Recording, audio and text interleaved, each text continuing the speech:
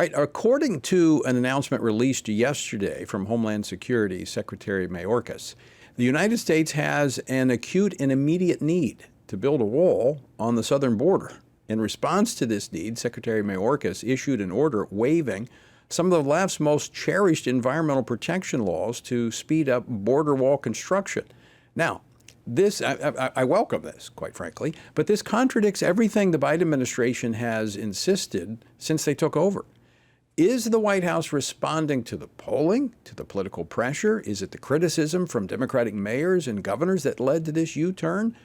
And with as many as 9 million illegal immigrants who have already entered the country since President Biden took office, is it too little too late? Joining me now to discuss this and more, Congressman Pete Sessions. He serves on the House Committee on Oversight and Accountability and the House Financial Services Committee. He represents the 17th Congressional District of Texas. Congressman Sessions, welcome back to the program. Good to see you. Tony, thank you very much. What an amazing set of circumstances now that we find the Biden administration and Democrats in. I'm reminded of from going back easily with Bill Clinton, Barack Obama, and now they want to be firefighters, but what they turn out to be is arsonists by the way they started, and then try and take credit for what they do to be firefighters. They caused the problem. It is a problem. It's a huge problem for not just the state of Texas, but New York, California, and so many places. And now that they've got the mayor of New York City paying $10 million or almost $10 million a day to house these immigrants, putting them up in hotels, which are forcing New Yorkers to not get revenue that might come from people visiting, the tremendous cost. Now, Eric Adams is headed down south of the border to tell people, please do not come. It is a political nightmare for them. This is good news in terms of that the wall that started during the Trump administration is going to continue on. But what assurances do we have that this is not just something to pacify the current political wave that is moving against them, and it will in fact be followed through? I think we're looking at about 24 miles of wall that's with this contract that's being let out. So are you convinced that this is a true change of heart, or is it just political? I believe that it comes from an abject failure. And this is in Stark County, which is on our border. Stark County is home to tens of thousands of people who migrate through this every single month.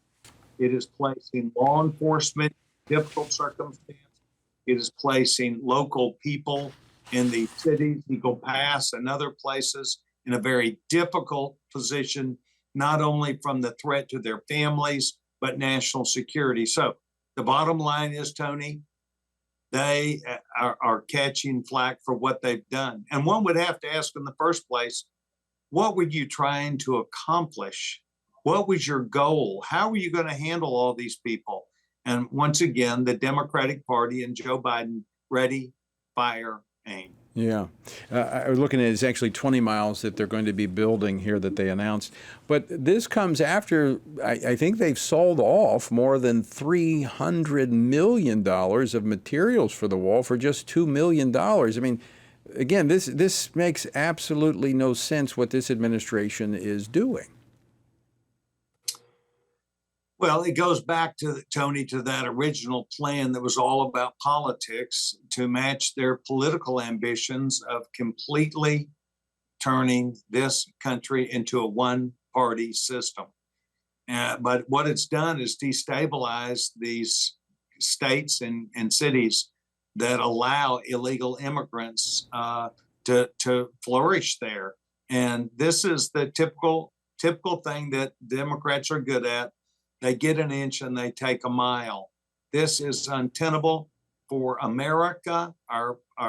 And these images are harming their opportunity every single time, just like rule of law. They have massive problems as a result of what they instilled and created. And this is placing federal law enforcement in a bad position. But they did this. We did not negotiate this. Right. And the polling and the trends suggest that the issues you brought up, lawlessness, crime, border, and the economy, are going to be major issues in the 2024 election. And frankly, the administration and the Democratic Party have very little to stand on when it comes to those three issues. Well, the American people have heard the story. They understand it. They are looking for my party. I am a Republican. They're looking for our party, and I am too, to take a strong stand now that we are in budget negotiations for appropriations for 24, to be able to stand on solid ground and say, we are not going to fund the government if they do not fix these problems. So they preempted that. They're starting to do this. It's just in one area, but next to Arizona is probably the biggest gap that we have in the border. Congressman Pete Sessions, I want to thank you for taking time to join us today. Always great to see you. Thanks so much, and have a great afternoon. Tony, thank you very much.